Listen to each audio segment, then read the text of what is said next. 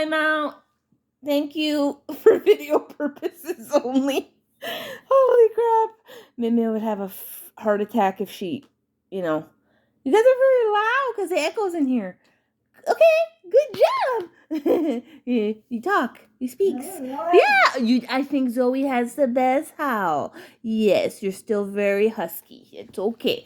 That's okay, Coda. It's okay. It's just that Zoe needs to she needs to feel husky. So, yeah, let's just say she's got the better howl. But wow, that was quite the competition there. Okay, I think Zoe won.